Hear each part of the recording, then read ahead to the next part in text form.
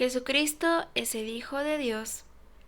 Hace mucho tiempo, Dios habló muchas veces y de diversas maneras a nuestros antepasados por medio de los profetas. Y ahora, en estos últimos días, nos ha hablado por medio de su Hijo. Dios le prometió todo al Hijo como herencia, y, mediante el Hijo, creó el universo. El Hijo irradia la gloria de Dios y expresa el carácter mismo de Dios, y sostiene todo con el gran poder de su palabra. Después de habernos limpiado de nuestros pecados, se sentó en el lugar de honor a la derecha del majestuoso Dios en el cielo. Esto demuestra que el Hijo es muy superior a los ángeles, así como el nombre que Dios le dio es superior al nombre de ellos. El Hijo es superior a los ángeles, pues Dios nunca le dijo a ningún ángel lo que le dijo a Jesús: Tú eres mi Hijo, hoy he llegado a ser tu Padre. Dios también dijo: Yo seré su Padre, y él será mi Hijo. Además, cuando trajo a su Hijo Supremo al mundo, Dios dijo que lo adoren todos los ángeles de Dios. Pero con respecto a los ángeles, Dios dice: Él envía a sus ángeles como los vientos y a sus sirvientes como llamas de fuego. Pero al Hijo le dice: Tu trono, oh Dios, permanece por siempre y para siempre. Tú gobiernas con un cetro de justicia, amas la justicia y odias la maldad. Por eso, oh Dios, tu Dios te ha ungido, derramando el aceite de alegría sobre ti más que sobre cualquier otro. También le dice al Hijo: Señor, en el principio echaste los cimientos de la tierra y con tus manos formaste los cielos. Ellos dejarán de existir, pero tú permaneces para siempre. Ellos se desgastarán como ropa vieja, los doblarás como un manto y los desecharás como ropa usada. Pero tú siempre eres el mismo, tú vivirás para siempre. Además, Dios nunca le dijo a ninguno de los ángeles: Siéntate en el lugar de honor a mi derecha, hasta que te humille a tus enemigos y los ponga por debajo de tus pies. Por lo tanto, los ángeles solo son sirvientes, espíritus enviados para cuidar a quienes heredarán la salvación. Hebreos 2. Advertencia para no desviarse del camino. Así que debemos prestar mucha atención a las verdades que hemos oído, no sea que nos desviemos de ellas, pues el mensaje que Dios transmitió mediante los ángeles se ha mantenido siempre firme, y toda infracción de la ley y todo acto de desobediencia recibió el castigo que merecía. Entonces, ¿qué nos hace pensar que podemos escapar si descuidamos esta salvación tan grande que primeramente fue anunciada por el mismo Señor Jesús y luego nos fue transmitida por quienes lo oyeron hablar? Además, Dios confirmó el mensaje mediante señales, maravillas, diversos milagros y dones del Espíritu Santo, según su voluntad. Jesús, el hombre. Es más, no son los ángeles quienes gobernarán el mundo futuro del cual hablamos, porque en cierto lugar las Escrituras dicen que son los simples mortales para que pienses en ellos, o un hijo de hombre para que de él te ocupes. Sin embargo, por un poco de tiempo los hiciste un poco menor que los ángeles, y los coronaste de gloria y honor. Les diste autoridad sobre todas las cosas. Ahora bien, cuando dice todas las cosas, significa que nada queda fuera, pero todavía no vemos que todas las cosas sean puestas bajo la autoridad de ellos. No obstante, lo que sí vemos es a Jesús, a quien por un poco de tiempo se le dio una posición un poco menor que los ángeles, y debido a que sufrió la muerte por nosotros, ahora está coronado de gloria y honor. Efectivamente, por la gracia de Dios, Jesús conoció la muerte por todos. Dios, para quien y por medio de quien todo fue hecho, eligió llevar a muchos hijos a la gloria. Convenía a Dios que mediante el sufrimiento hiciera a Jesús un líder perfecto, apto para llevarlos a la salvación. Por lo tanto, Jesús y los que Él hace santos tienen el mismo Padre. Por esa razón, Jesús no se avergüenza de llamarlos sus hermanos, pues le dijo a Dios: anunciaré tu nombre a mis hermanos, entre tu pueblo reunido te alabaré. También dijo: pondré mi confianza en él, es decir, yo y los hijos que Dios me ha dado. Debido a que los hijos de Dios son seres humanos, hechos de carne y sangre, el Hijo también se hizo de carne y sangre, pues sólo como ser humano podía morir, y sólo mediante la muerte podía quebrantar el poder del diablo, quien tenía el poder sobre la muerte. Únicamente de esa manera el Hijo podía libertar a todos los que vivían esclavizados por temor a la muerte. También sabemos que el Hijo no vino para ayudar a los ángeles, sino que vino para ayudar a los descendientes de Abraham. Por lo tanto, era necesario que en todo sentido Él se hiciera semejante a nosotros, sus hermanos, para que fuera nuestro sumo sacerdote fiel y misericordioso delante de Dios. Entonces, podría ofrecer un sacrificio que quitaría los pecados del pueblo, debido a que Él mismo ha pasado por sufrimientos y pruebas. Puede ayudarnos cuando pasamos por pruebas. Capítulo 3. Jesús es superior a Moisés. Así que, amados hermanos, ustedes que pertenecen a Dios y tienen parte con los que han sido llamados al cielo, consideren detenidamente a este Jesús, a quien declaramos mensajero de Dios y sumo sacerdote, pues él fue fiel a Dios, quien lo nombró, así como Moisés fue fiel cuando se le encomendó toda la casa de Dios. Pero Jesús merece mucha más gloria que Moisés, así como el que construyó una casa merece más elogio que la casa misma, pues cada casa tiene un constructor, pero el que construyó todo es Dios. En verdad, Moisés fue fiel como siervo en la casa de Dios. Su trabajo fue una ilustración de las verdades que Dios daría a conocer tiempo después. Pero Cristo, como Hijo, está a cargo de toda la casa de Dios, y nosotros somos la casa de Dios si nos armamos de valor y permanecemos confiados en nuestra esperanza en Cristo. Por eso el Espíritu Santo dice: cuando oigan hoy su voz, no endurezcan el corazón, como lo hicieron los israelitas cuando se rebelaron, aquel día que me pusieron a prueba en el desierto.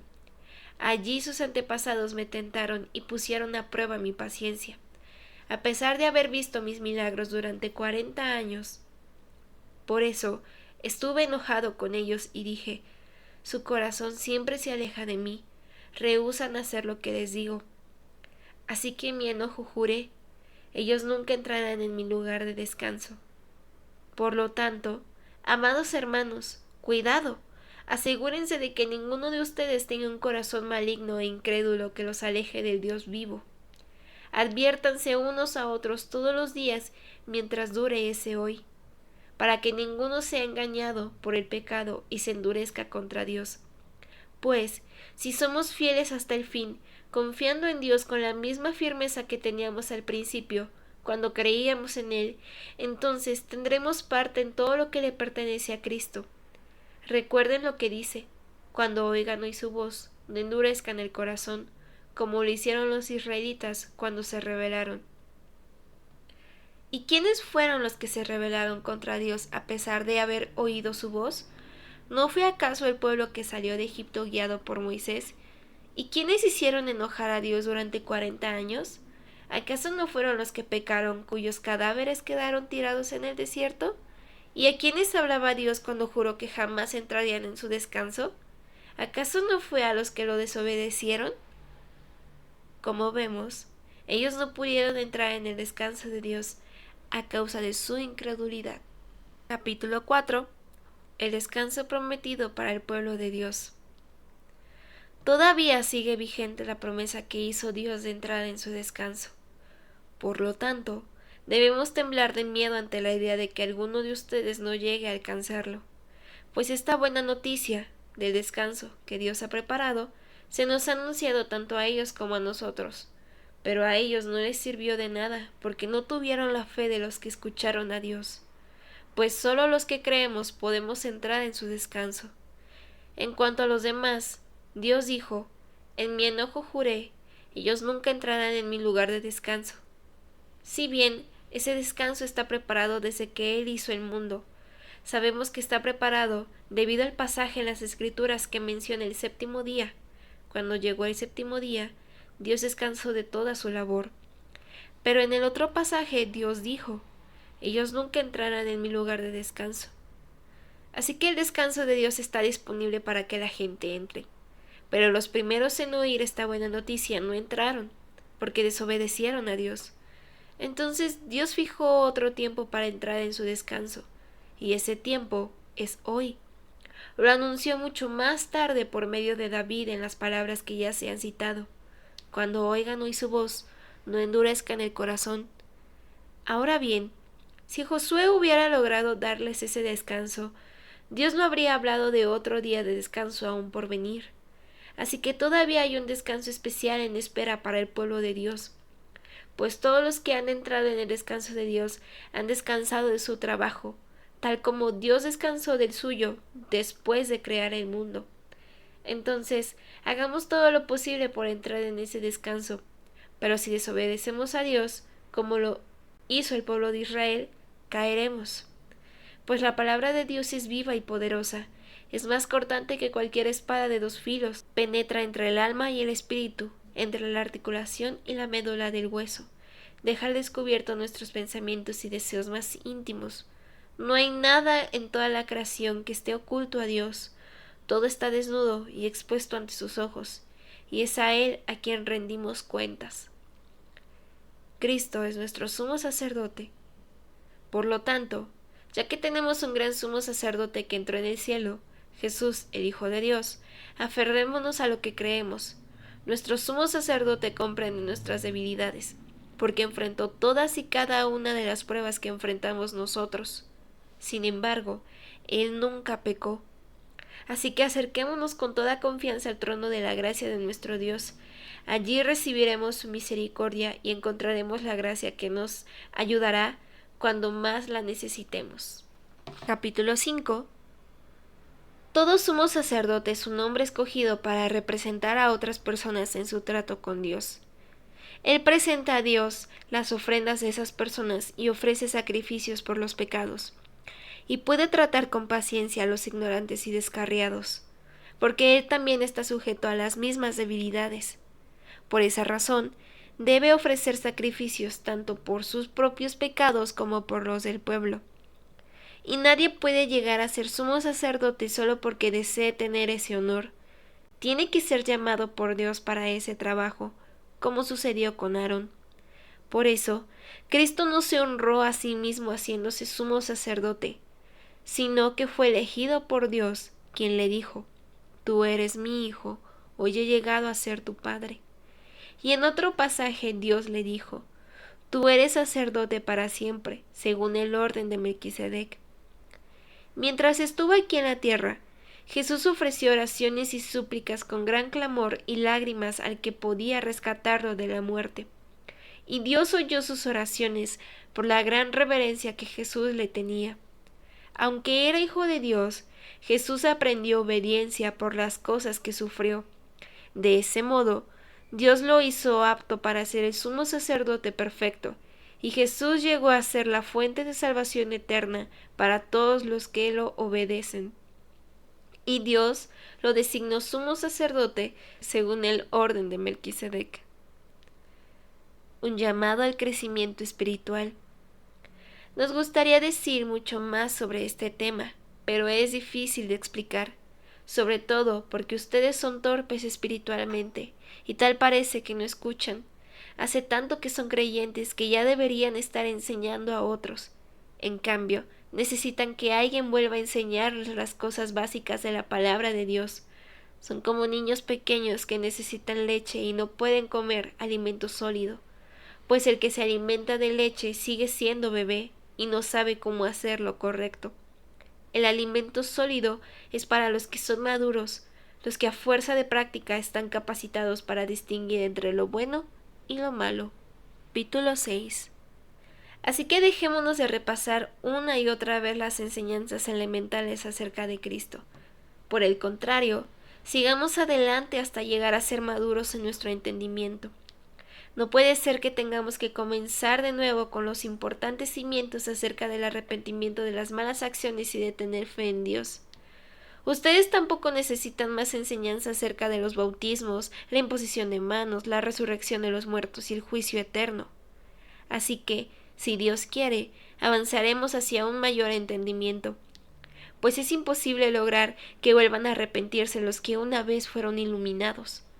Aquellos que experimentaron las cosas buenas del cielo y fueron partícipes del Espíritu Santo, que saborearon la bondad de la palabra de Dios y el poder del mundo venidero, y que luego se alejan de Dios.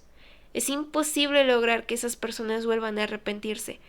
Al rechazar al Hijo de Dios, ellos mismos lo clavan otra vez en la cruz y lo exponen a la vergüenza pública. Cuando la tierra se empapa de la lluvia que cae y produce una buena cosecha para el agricultor, recibe la bendición de Dios. En cambio, el campo que produce espinos y cardos no sirve para nada. El agricultor no tardará en maldecirlo y quemarlo. Queridos amigos, aunque hablamos de este modo, no creemos que esto se aplique a ustedes. Estamos convencidos de que ustedes están destinados para cosas mejores, las cuales vienen con la salvación. Pues Dios no es injusto, no olvidará con cuánto esfuerzo han trabajado para Él y cómo han demostrado su amor por Él sirviendo a otros creyentes, como todavía lo hacen.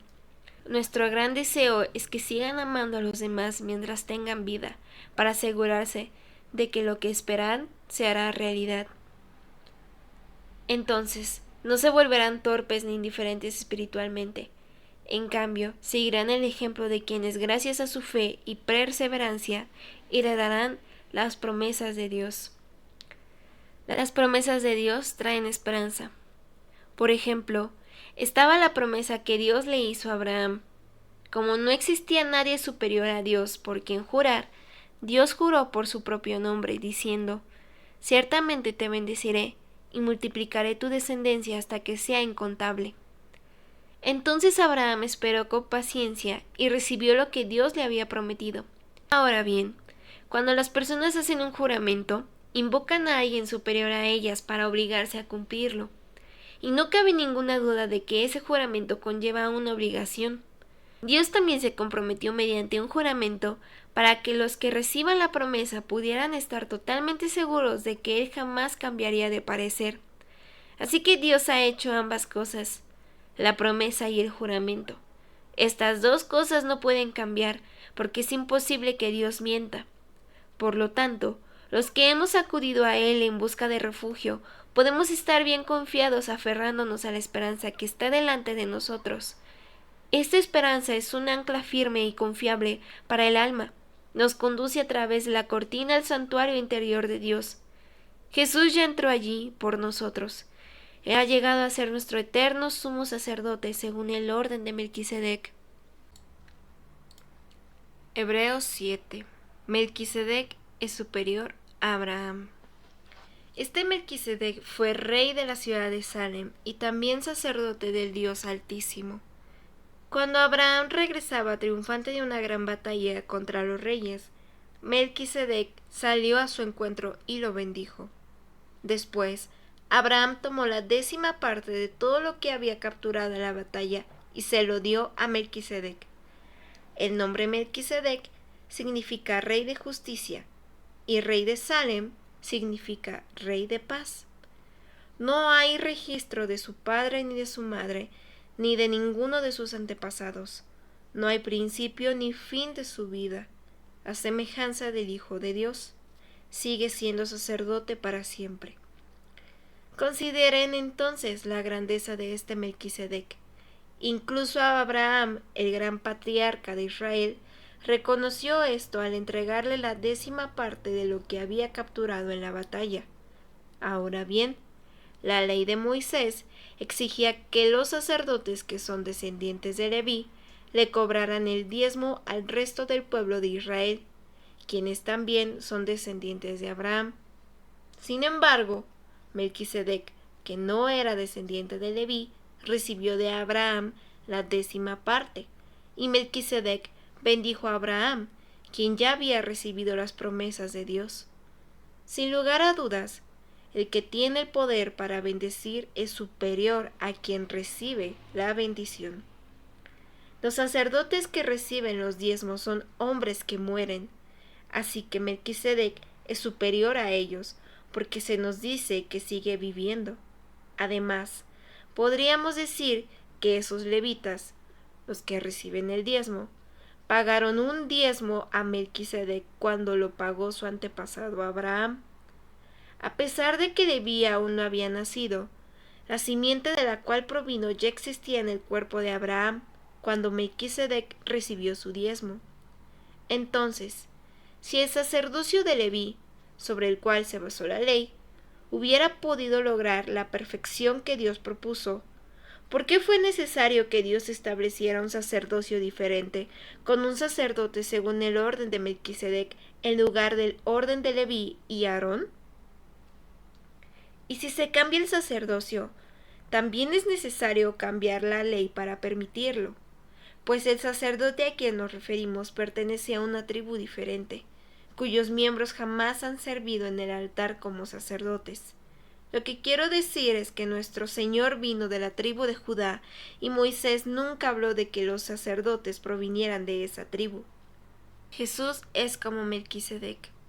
Ese cambio resulta aún más evidente ya que ha surgido un sacerdote diferente, quien es como Melquisedec.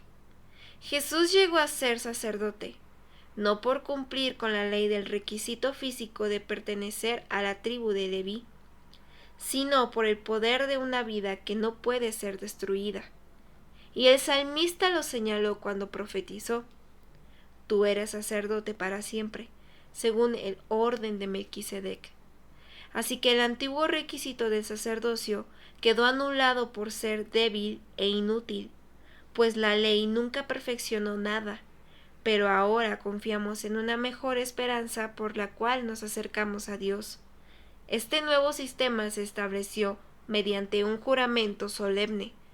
Los descendientes de Aarón llegaron a ser sacerdotes sin un juramento, pero había un juramento con relación a Jesús, pues Dios le dijo: El Señor ha hecho un juramento y no romperá su promesa.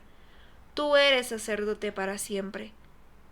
Debido a ese juramento, Jesús es quien garantiza este mejor pacto con Dios.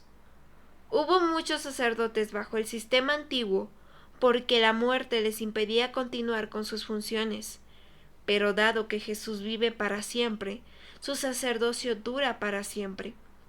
Por eso puede salvar una vez y para siempre a los que vienen a Dios por medio de Él, quien vive para siempre, a fin de interceder con Dios a favor de ellos. Él es la clase de sumo sacerdote que necesitamos, porque es santo y no tiene culpa ni mancha de pecado.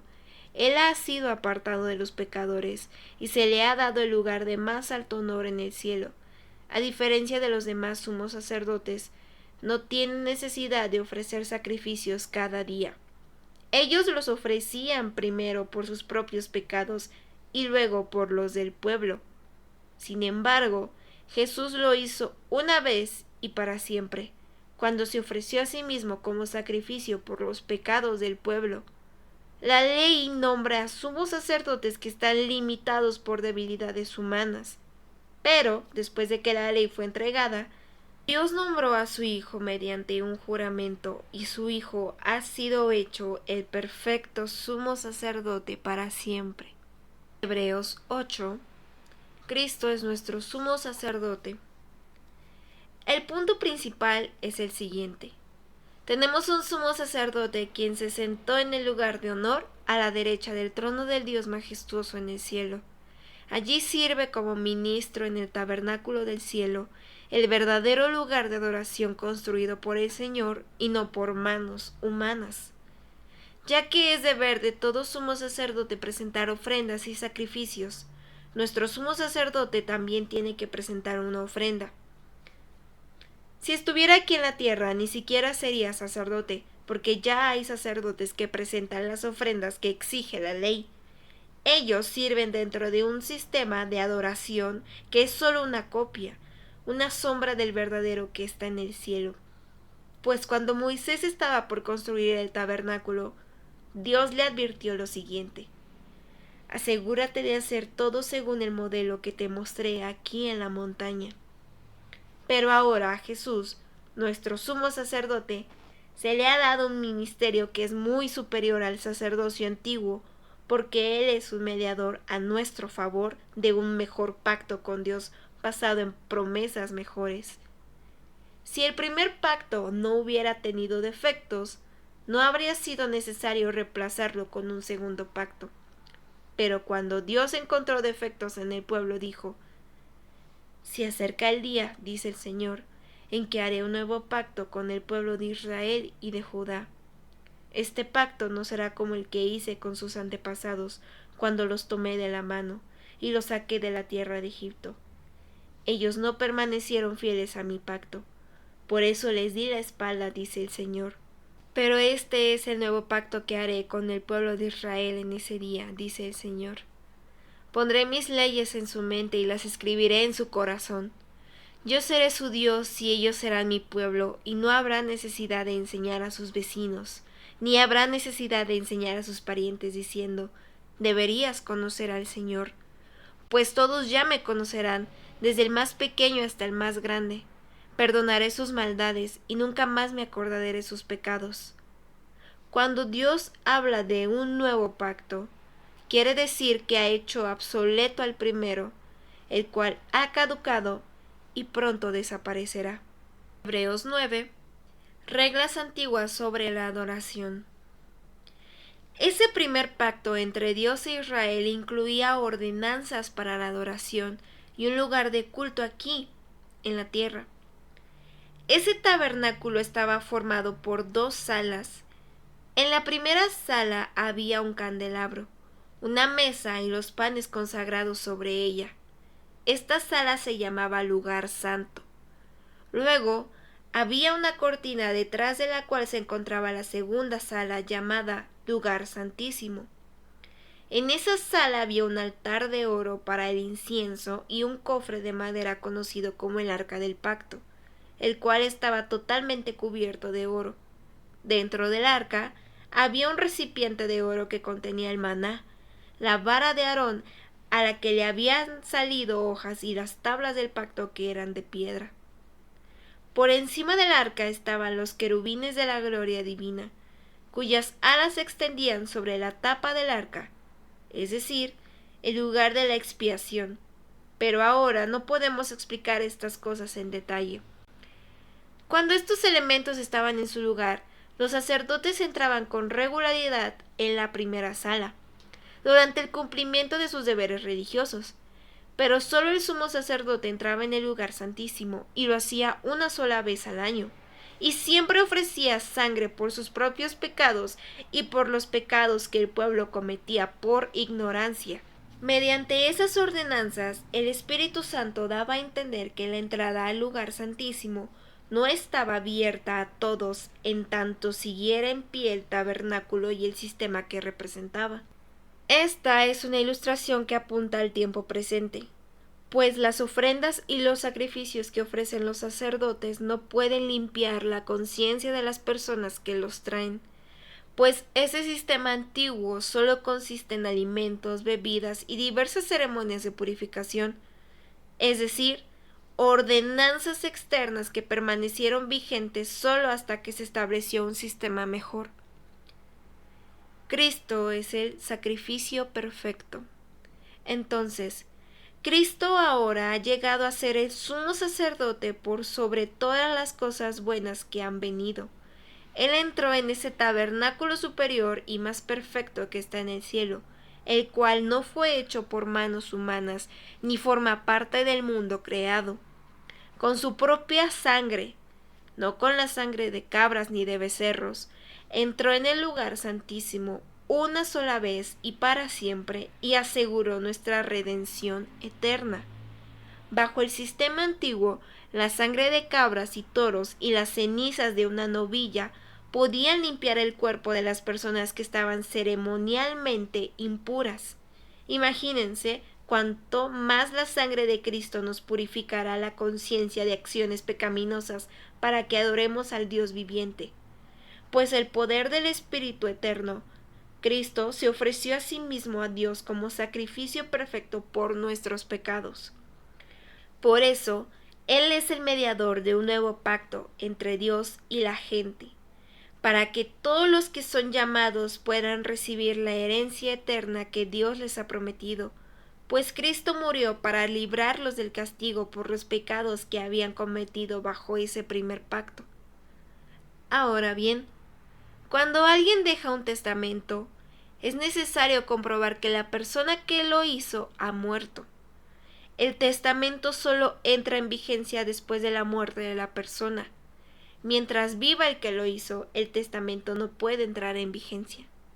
Por eso, aún el primer pacto fue puesto en vigencia con la sangre de un animal, pues después de que Moisés había leído cada uno de los mandamientos de Dios a todo el pueblo, tomó la sangre de los becerros y las cabras junto con agua, y roció tanto el libro de la ley de Dios como a todo el pueblo con ramas de hisopo y lana de color escarlata.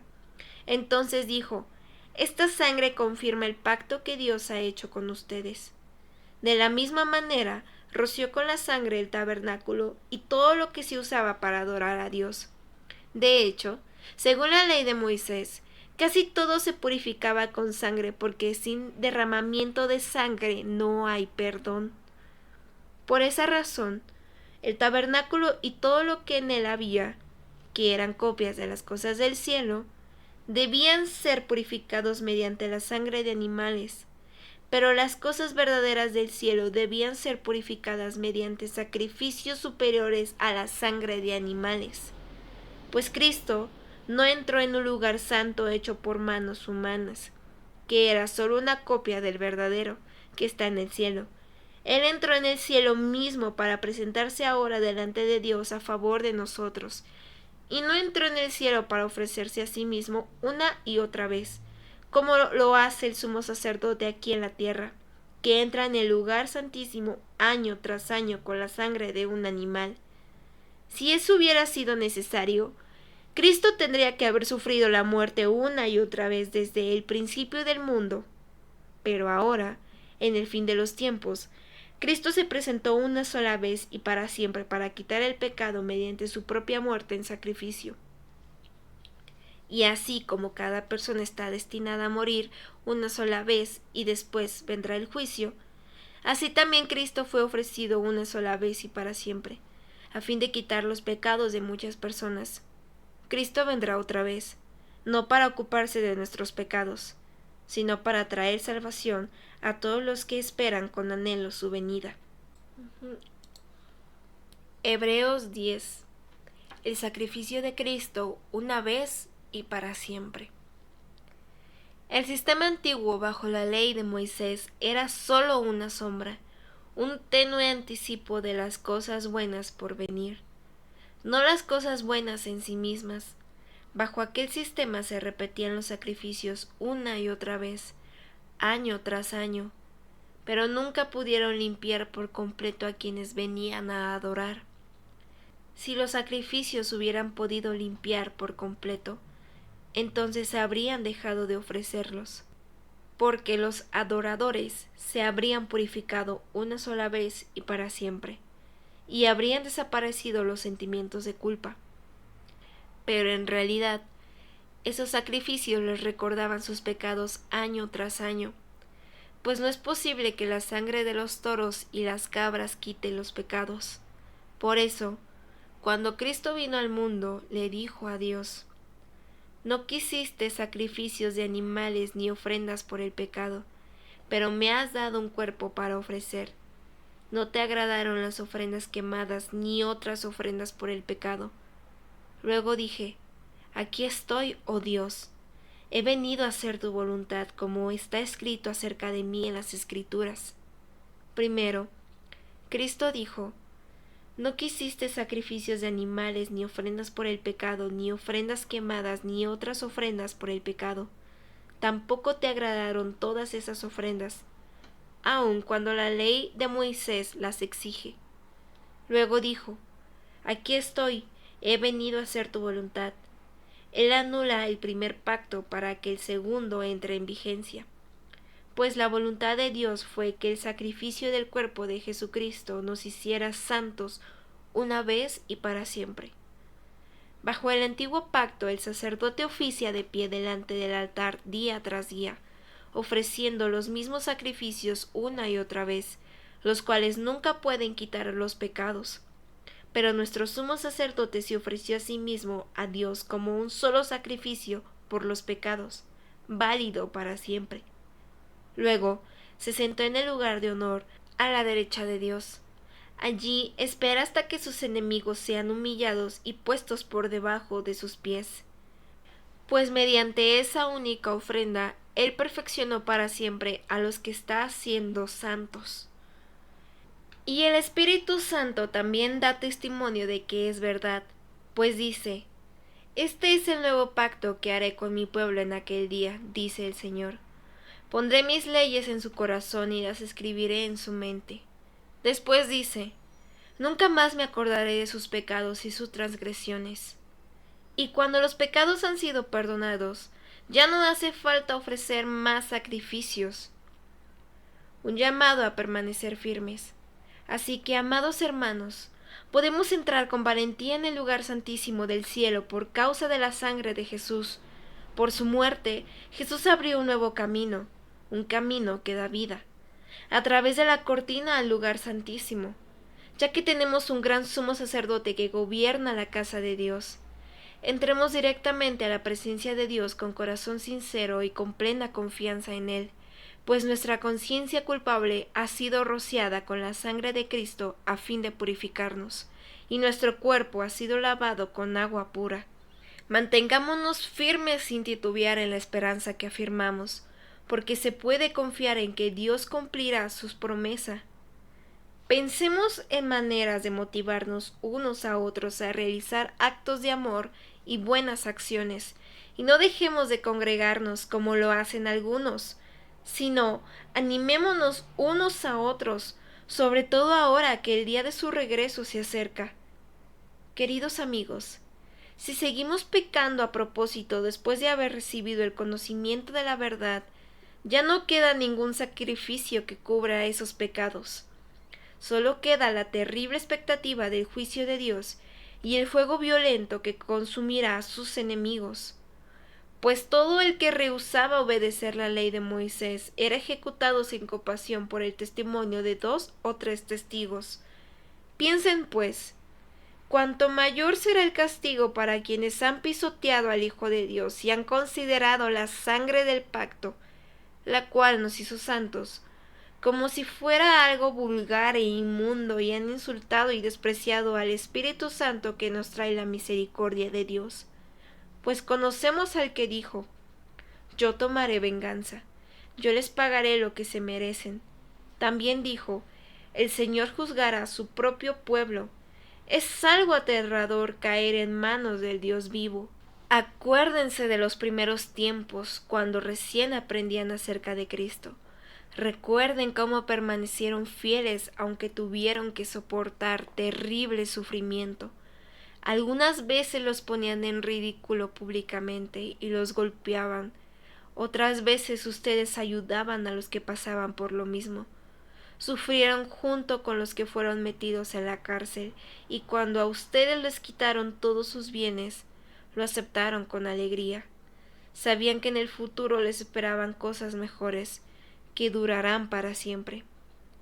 Por lo tanto, no desechen la firme confianza que tienen en el Señor. Tengan presente la gran recompensa que les traerá. Perseverar con paciencia es lo que necesitan ahora para seguir haciendo la voluntad de Dios. Entonces recibirán todo lo que Él ha prometido. Pues, dentro de muy poco tiempo, aquel que viene vendrá sin demorarse. Mis justos vivirán por la fe, pero no me complaceré con nadie que se aleje.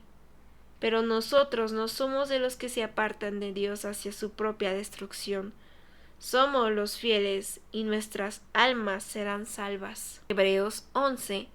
Grandes ejemplos de fe. La fe demuestra la realidad de lo que esperamos. Es la evidencia de las cosas que no podemos ver. Por su fe, la gente de antaño gozó de una buena reputación. Por la fe, entendemos que todo el universo fue formado por orden de Dios, de modo que lo que ahora vemos no vino de cosas visibles. Fue por la fe que Abel presentó a Dios una ofrenda más aceptable que la que presentó Caín. La ofrenda de Abel demostró que era un hombre justo y Dios aprobó sus ofrendas. Aunque Abel murió hace mucho tiempo, todavía nos habla por su ejemplo de fe. Fue por la fe que Enoc ascendió al cielo sin morir. Desapareció porque Dios se lo llevó. Pues antes de ser llevado, lo conocían como una persona que agradaba a Dios. De hecho, sin fe es imposible agradar a Dios. Todo el que desea acercarse a Dios debe creer que Él existe y que Él recompensa a los que lo buscan con sinceridad.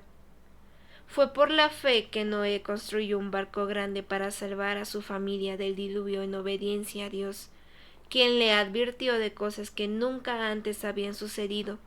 Por su fe, Noé condenó al resto del mundo y recibió la justicia que viene por la fe.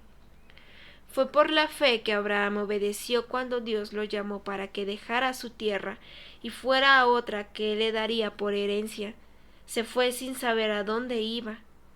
Incluso cuando llegó a la tierra que Dios le había prometido, vivió allí por fe, pues era como un extranjero que vive en carpas. Lo mismo hicieron Isaac y Jacob, quienes heredaron la misma promesa. Abraham esperaba con confianza una ciudad de cimientos eternos, una ciudad diseñada y construida por Dios. Fue por la fe que hasta Sara pudo tener un hijo, a pesar de ser estéril y demasiado anciana. Ella creyó que Dios cumpliría su promesa. Así que una nación entera provino de este solo hombre, quien estaba casi muerto en cuanto a tener hijos. Una nación con tantos habitantes que, como las estrellas de los cielos y la arena de la orilla del mar, es imposible contar. Todas estas personas murieron aún creyendo lo que Dios les había prometido, y aunque no recibieron lo prometido, lo vieron desde lejos y lo aceptaron con gusto. Coincidieron en que eran extranjeros y nómadas aquí en este mundo. Es obvio que quienes se expresan así esperan tener su propio país. Si hubieran añorado el país del que salieron, bien podrían haber regresado. Sin embargo, buscaban un lugar mejor, una patria celestial. Por eso, Dios no se avergüenza de ser llamado el Dios de ellos, pues les ha preparado una ciudad. Fue por la fe que Abraham ofreció a Isaac en sacrificio cuando Dios lo puso a prueba. Abraham, quien había recibido las promesas de Dios, estuvo dispuesto a sacrificar a su único hijo Isaac, aun cuando Dios le había dicho: Isaac es el hijo mediante el cual procederán tus descendientes. Abraham llegó a la conclusión de que si Isaac moría, Dios tenía el poder para volverlo a la vida, y en cierto sentido, Abraham recibió de vuelta a su hijo de entre los muertos. Fue por la fe que Isaac prometió a sus hijos, Jacob y Esaú, bendiciones para el futuro. Fue por la fe que Jacob, cuando ya era anciano y estaba por morir, bendijo a cada uno de los hijos de José y se inclinó para adorar apoyado en su vara. Fue por la fe que José, cuando iba a morir, declaró con confianza que el pueblo de Israel saldría de Egipto. Incluso les mandó que se llevaran sus huesos cuando ellos salieran. Fue por la fe que cuando nació Moisés, sus padres lo escondieron durante 3 meses, vieron que Dios les había dado un hijo fuera de lo común y no tuvieron temor de desobedecer la orden del rey. Fue por la fe que Moisés, cuando ya fue adulto, rehusó llamarse hijo de la hija del faraón. Prefirió ser maltratado con el pueblo de Dios a disfrutar de los placeres momentáneos del pecado. Consideró que era mejor sufrir por causa de Cristo que poseer los tesoros de Egipto, pues tenía la mirada puesta en la gran recompensa que recibiría. Fue por la fe que Moisés salió de la tierra de Egipto sin temer el enojo del rey. Siguió firme en su camino porque tenía los ojos puestos en el invisible. Fue por la fe que Moisés ordenó que el pueblo de Israel celebrara la Pascua y rociara con sangre los marcos de las puertas para que el ángel de la muerte no matara a ninguno de sus primeros hijos varones. Fue por la fe que el pueblo de Israel atravesó el Mar Rojo como si estuviera pisando tierra seca. Pero cuando los egipcios intentaron seguirlos, murieron todos ahogados. Fue por la fe que el pueblo de Israel marchó alrededor de Jericó durante 7 días y las murallas se derrumbaron. Fue por la fe que Rahab, la prostituta, no fue destruida junto con los habitantes de su ciudad que se negaron a obedecer a Dios, pues ella había recibido en paz a los espías. ¿Cuánto más les tengo que decir? Se necesitaría demasiado tiempo para contarles acerca de la fe de Gedeón, Barak, Sansón, Jefté, David, Samuel y todos los profetas. Por la fe esas personas conquistaron reinos, gobernaron con justicia y recibieron lo que Dios les había prometido. Cerraron bocas de leones, apagaron llamas de fuego y escaparon de morir a filo de espada. Su debilidad se convirtió en fortaleza. Llegaron a ser poderosos en batalla e hicieron huir a ejércitos enteros. Hubo mujeres que recibieron otra vez con vida a sus seres queridos que habían muerto. Sin embargo, otros fueron torturados porque rechazaron negar a Dios a cambio de la libertad.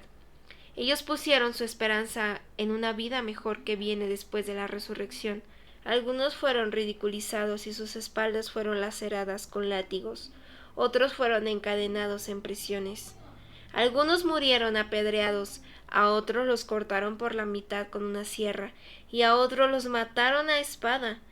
Algunos anduvieron vestidos con pieles de ovejas y cabras, y desposeídos, y oprimidos, y maltratados. Este mundo no era digno de ellos. Vagaron por desiertos y montañas, se escondieron en cuevas y hoyos de la tierra.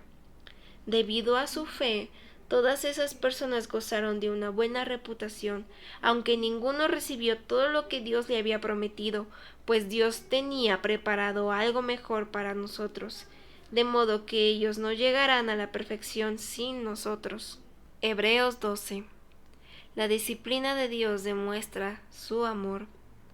Por lo tanto, ya que estamos rodeados por una enorme multitud de testigos de la vida de fe, quitémonos todo peso que nos impida correr, especialmente el pecado que tan fácilmente nos hace tropezar, y corramos con perseverancia la carrera que Dios nos ha puesto por delante. Esto lo hacemos al fijar la mirada en Jesús, el campeón que inicia y perfecciona nuestra fe. Debido al gozo que le esperaba, Jesús soportó la cruz, sin importarle la vergüenza que ésta representaba. Ahora está sentado en el lugar de honor junto al trono de Dios. Piensen en toda la hostilidad que soportó por parte de pecadores. Así no se cansarán ni se darán por vencidos. Después de todo, ustedes aún no han dado su vida en la lucha contra el pecado. ¿Acaso olvidaron las palabras de aliento con que Dios les habló a ustedes como a hijos? Él le dijo: Hijo mío, no tomes a la ligera la disciplina del Señor, y no te des por vencido cuando te corrige, pues el Señor disciplina a los que ama, y castiga a todo el que recibe como hijo. Al soportar esta disciplina divina, recuerden que Dios los trata como a sus propios hijos. ¿Acaso alguien oyó hablar de un hijo que nunca fue disciplinado por su padre? Si Dios no los disciplina a ustedes como lo hace con todos sus hijos, quiere decir que ustedes no son verdaderamente sus hijos, sino que son ilegítimos, ya que respetábamos a nuestros padres terrenales que nos disciplinaban. ¿Acaso no deberíamos someternos aún más a la disciplina del Padre de nuestro espíritu y así vivir para siempre? Pues nuestros padres terrenales nos disciplinaron durante algunos años e hicieron lo mejor que pudieron, pero la disciplina de Dios siempre es buena para nosotros, a fin de que participemos de su santidad. Ninguna disciplina resulta agradable a la hora de recibirla. Al contrario, es dolorosa, pero después produce la apacible cosecha de una vida recta para los que han sido entrenados por ella. Por lo tanto, renueven las fuerzas de sus manos cansadas y fortalezcan sus rodillas debilitadas. Tracen un camino recto para sus pies, a fin de que los débiles y los cojos no caigan, sino que se fortalezcan. Un llamado a escuchar a Dios. Esfuércense por vivir en paz con todos y procuren llevar una vida santa, porque los que no son santos no verán al Señor. Cuídense unos a otros, para que ninguno de ustedes deje de recibir la gracia de Dios.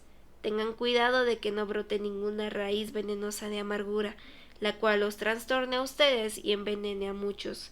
Asegúrense de que ninguno sea inmoral ni profano como Esaú, que cambió sus derechos de primer hijo varón por un simple plato de comida. Ustedes saben que después, cuando quiso recibir la bendición de su padre, fue rechazado. Ya era demasiado tarde para arrepentirse, a pesar de que suplicó con lágrimas amargas. Ustedes no se han acercado a una montaña que se pueda tocar, a un lugar que arde en llamas, un lugar de oscuridad y tinieblas, rodeado por un torbellino, como le sucedió a los israelitas cuando llegaron al monte Sinaí.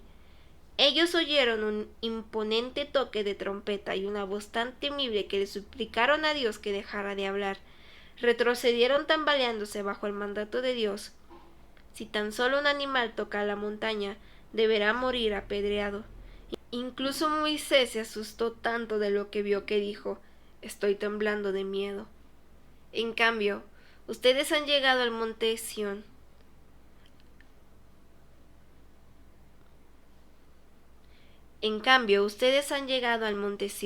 A la ciudad del Dios viviente, a la Jerusalén celestial, y a incontables miles de ángeles que se han reunido llenos de gozo. Ustedes han llegado a la congregación de los primogénitos de Dios, cuyos nombres están escritos en el cielo. Ustedes han llegado a Dios mismo, quien es el juez sobre todas las cosas. Ustedes han llegado a los espíritus de los justos, que están en el cielo y que ya han sido perfeccionados. Ustedes han llegado a Jesús, el mediador del nuevo pacto entre Dios y la gente, y también a la sangre rociada, que habla de perdón, en lugar de clamar por venganza como la sangre de Abel. Tengan cuidado de no negarse a escuchar a aquel que habla, pues si el pueblo de Israel no escapó cuando se negó a escuchar a Moisés, el mensajero terrenal, ciertamente nosotros tampoco escaparemos si rechazamos a aquel que nos habla desde el cielo.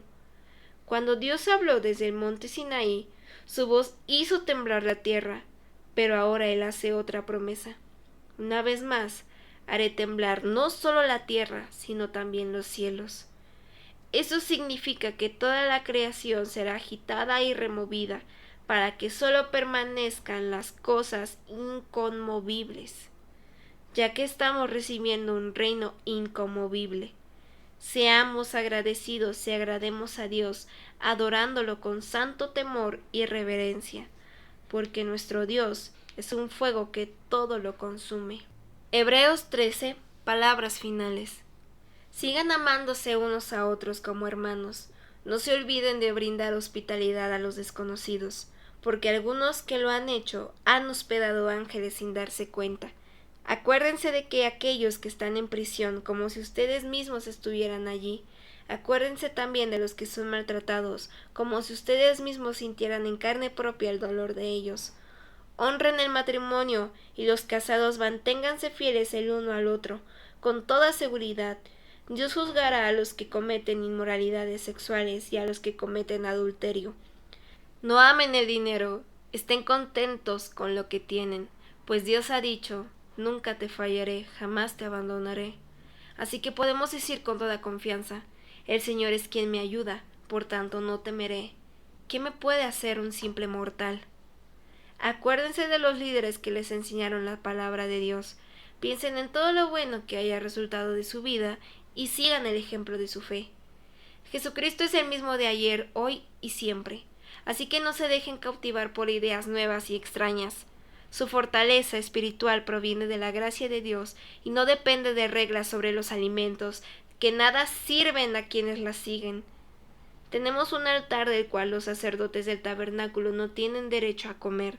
Bajo el sistema antiguo, el sumo sacerdote llevaba la sangre de los animales al lugar santo como sacrificio por el pecado, y los cuerpos de esos animales se quemaban fuera del campamento. De igual manera, Jesús sufrió y murió fuera de las puertas de la ciudad para hacer santo a su pueblo mediante su propia sangre. Entonces, salgamos al encuentro de Jesús fuera del campamento y llevemos la deshonra que Él llevó, pues este mundo no es nuestro hogar permanente, esperamos el hogar futuro. Por lo tanto, por medio de Jesús, ofrezcamos un sacrificio continuo de alabanza a Dios, mediante el cual proclamamos nuestra lealtad a su nombre. Y no se olviden de hacer el bien ni de compartir lo que tienen con quienes pasan necesidad. Estos son los sacrificios que le agradan a Dios. Obedezcan a sus líderes espirituales y hagan lo que ellos dicen. Su tarea es cuidar el alma de ustedes y tienen que rendir cuentas a Dios. Denles motivos para que la hagan con alegría y no con dolor. Esto último ciertamente no los beneficiará a ustedes. Oren por nosotros, pues tenemos la conciencia limpia y deseamos comportarnos con integridad en todo lo que hacemos. Y oren especialmente para que pueda regresar a verlos pronto. Y ahora que el Dios de paz, quien levantó de entre los muertos a nuestro Señor Jesús, el gran pastor de las ovejas, y que ratificó un pacto eterno con su sangre, los capacite con todo lo que necesiten para hacer su voluntad. Que Él produzca en ustedes, mediante el poder de Jesucristo, todo lo bueno que a Él le agrada. A Él sea toda la gloria por siempre y para siempre. Amén. Les ruego, amados hermanos, que hagan caso a lo que les escribí en esta breve exhortación. Quiero que sepan que nuestro hermano Timoteo ya salió de la cárcel. Si llega pronto, lo llevaré conmigo cuando vaya a verlos. Saluden a todos los líderes y a todos los creyentes que están allí. Los creyentes de Italia les envían saludos. Que la gracia de Dios sea con todos ustedes.